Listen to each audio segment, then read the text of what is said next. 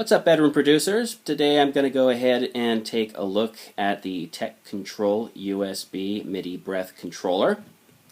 It's a lot to remember on the fly. And as you can see, it's the thing that I have around my head. I have shaped it to kind of fit around my ears like a pair of wraparound headphones. And I used to have it around my neck, and that's comfortable too. But I kind of like this because it's just right there. Also, I really like this swivel mouthpiece because if you need to talk to somebody while you're using it, it's kind of nice to be able to get it out of your mouth without having to bend it or anything. You can just kind of swivel it out, maybe if you want to take a drink of something. So that's cool. But anyways, I'm just going to go right into it.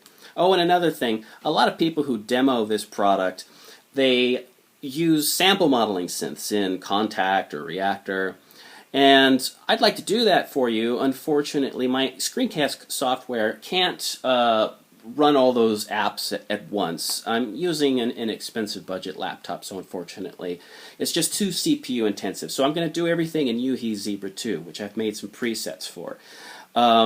And right now I am basically using the breath controller in place of the mod wheel. So I can go ahead and I can flip through presets, not just in Zebra, but in all my synths, and just use the breath controller in place of a mod wheel. Also, as you can see, I've got my guitar here today, and I thought it would be a good demonstration of why you would want to use a breath controller in the first place. So I thought, you know, it'd be cool if I would run my guitar through my MIDI guitar software by Jam Origin, which I also reviewed for Bedroom Producers blog.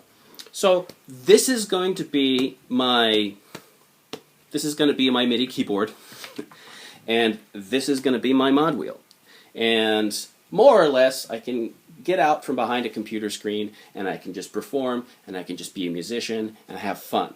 So I'm just going to go right into these presets using the breath controller in place of a mod wheel.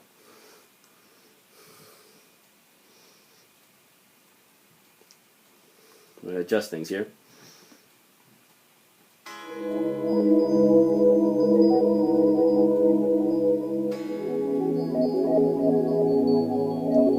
That's with no breath.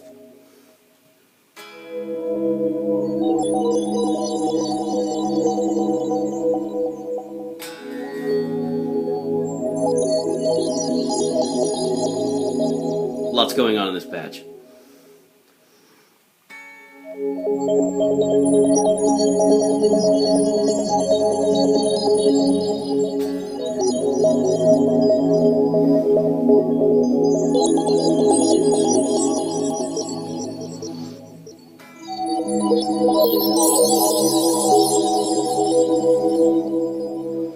Okay? Another thing that I'd like to show you here is the software for the breath controller. And there's all kinds of little things that you can do to adjust the velocity curve here. And they're very useful, and as a matter of fact, I've yet to do some deep experimentation with these velocity curves. But for my purposes, since I'm using the breath controller in place of a mod wheel, I do have some good use for these attack and decay filters, which basically are going to feed the MIDI data in accordance with these filters, so you can get these nice smooth transitions instead of these sudden changes. So I've gone ahead and saved a preset that I'll just load called Smooth Operator.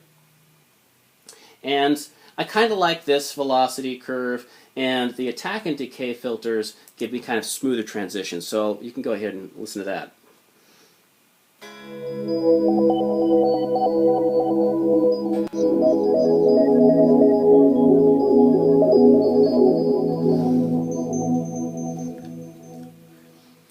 Sorry, I forgot. This MIDI CC is going out as a modulation wheel. I'm going to switch it back to a breath controller. And since I have to do that, I'm going to go ahead and tell you that when I'm not using MIDI guitar software, and I'm just using my MIDI keyboard, I can actually very easily go in and make the change from the breath controller MIDI CC to the mod wheel. And I'm not going to do that because I'm using a virtual MIDI port. So hopefully I didn't mess anything up. We're back in business now. Okay, I'm going to go to something a little bit more, well, a little bit less complex, like ultra sweep here. This one was specifically intended for filter sweeps. So this is a good example, I think, of how these attack and decay filters will have an effect on the output signal.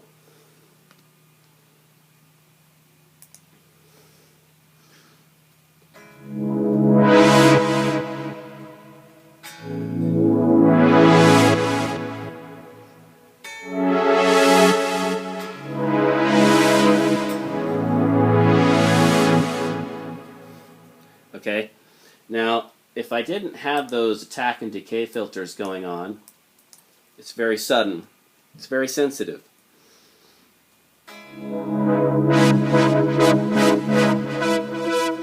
Sudden changes, right? So for this patch, I actually think that I might just turn them up even further.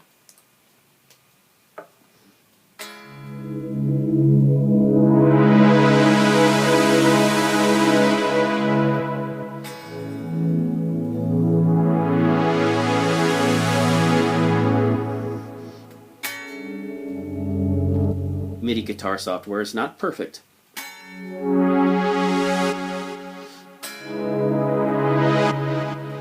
But it's pretty good. So these are very good. I have some really good use for the attack and decay filters. I'm just going to leave them on and go through a few more of these presets to just kind of give you more of an idea on what's possible. Just recently made this preset today.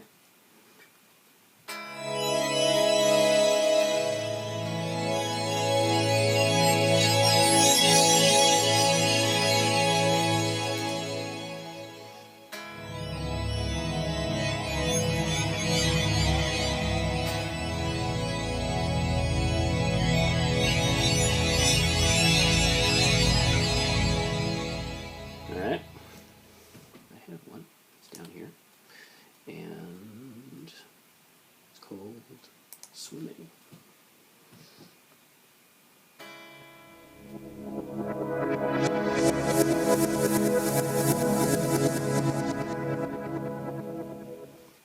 Anyway, that's pretty much what I'm going to be using the breath controller for. I'm not really a performer. I'm not really I'm barely a guitarist. I'm definitely not a keyboardist. And I'm going to be using this controller pretty much as a sound designer, from a sound designer's perspective. And so, as you can see in the mod matrix here, when you go to a target, breath controller is one of them. But like I said, since you can run the signal out as a mod wheel, you don't necessarily have to worry about that. But if you want to go ahead and you want to use your MIDI keyboard instead of something like this, then you can just go ahead and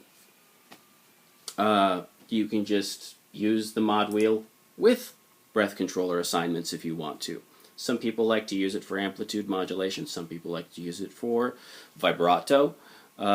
Some people like to use it for sample modeling synths, and they like to do like traditional orchestral instruments.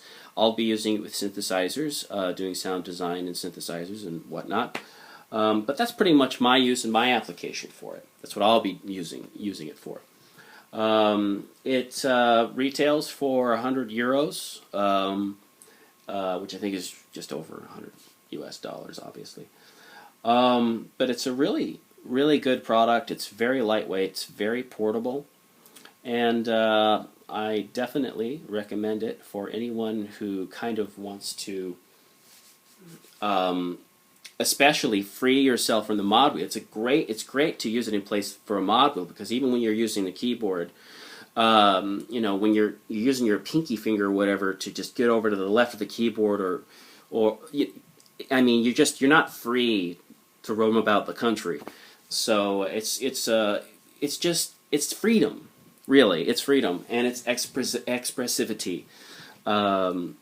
It's very human, and yeah, I couldn't recommend it enough. So that's it. Hope you enjoyed this review. Bye.